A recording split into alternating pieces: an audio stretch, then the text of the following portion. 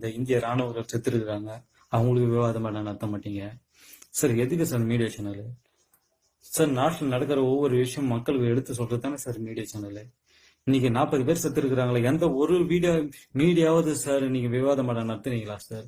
நீங்க எந்த ஒரு சேனல்லாவது இதை பத்தி சொல்றீங்களா சார்?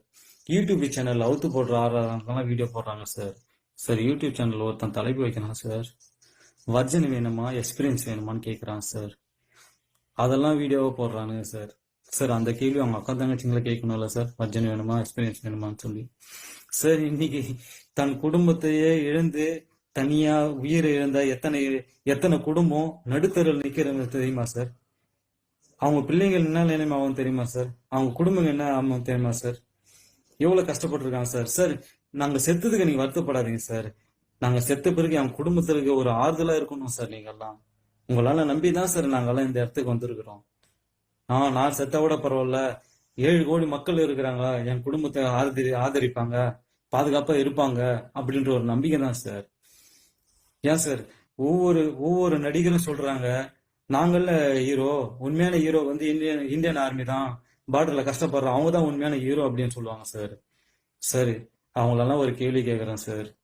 ஒரே ஒருத்தராவது நாங்க செத்தா எங்க சாவுக்கு வந்து அஞ்சலி ஒருத்தராவது ஒரே ஒரு நடிகராவது வந்து அஞ்சலி செலுத்துறீங்களா சார்? செய்ய மாட்டீங்க சார். சார் 175 அடியில கட் அவுட் அடிக்கிறாங்க சார், 200 அடியில கட் அவுட் அடிக்கிறாங்க சார் ஹீரோக்கு. ஆனா உண்மையான ஹீரோ நாங்க தான் சொல்றாங்க. நாங்க செத்த ஒரு போஸ்டர் கூட அடிக்க மாட்டோம்டானு சார் எந்த இளைஞரும். எத்தனை ரசிகர் மன்றம் இருக்கு சார்? இன்னைக்கு ஸ்ரீநகர்ல 40 பேர் செத்து இருக்கிறாங்க சார். எதனா ஒரே ஒரு ரசிகர் மன்றம் மாதிரி இந்த மாதிரி அவங்களுக்கு அஞ்சலிக்காக போஸ்டர் அடிச்சுக்கிறாங்களா சார்? யாரும் அடிக்கல சார். சார் விசுவாசமா பேட்டையான்றது விவாதம் மேடம் நடத்துறீங்க சார். ரஜினியுமே நடிக்கலாமா இல்ல ரிட்டையர்மெண்ட் ஆகலாமான்றதுக்காக விவாதம் மேடம் நடத்துறீங்க சார். ஒருத்தர் சொல்றாரு சார், ரஜினிக்கு வயசு ஆச்சுன்னு யார் சொன்னது? காலையில ஏஞ்சி அவர் வாக் பண்ற வீடியோ ஒன்று போடுறாங்க சார்.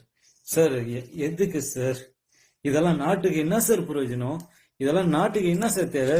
விசுவாசம் வசூல்ல முக்கியமா வந்தா நாட்டுக்கு எதனா மக்களுக்கு எதனா ஒரு பயன் இருக்கா சார்? இல்ல பேட்டை வசூல்ல ஃபர்ஸ்ட் வந்தா எதனா நாட்டு மக்களுக்கு எதனா ஒரு பயன் இருக்கா சார்? சார் விஜய் சார் வந்து சர்க்கார் ஆடியோ லஞ்ச்ல சொல்றாரு, அவர் பார்த்து ஒரு கேள்வி கேட்கறாங்க, சார் நீங்க உண்மையான சிஎம் ஆனா என்ன பண்ணுவீங்கன்னு. நான் உண்மையான சிஎம் ஆனா நான் நடிக்க மாட்டேன்னு ஒரு வார்த்தை சொல்றாரு. அடுத்த 1 மணி நேரம் போது விவாதம் அடி. அதான் சார் விஜய் சார் அரசியலுக்கு வந்தா யார் யாருக்கெல்லாம் ஓட்டு பாதிக்கும், யார் யாருக்கெல்லாம் லாஸ் ஆகும்ன்றது.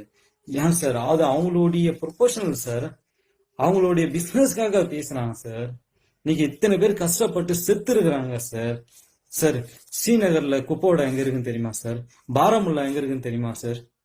சார் அந்த இடத்துல எல்லாம் என்ன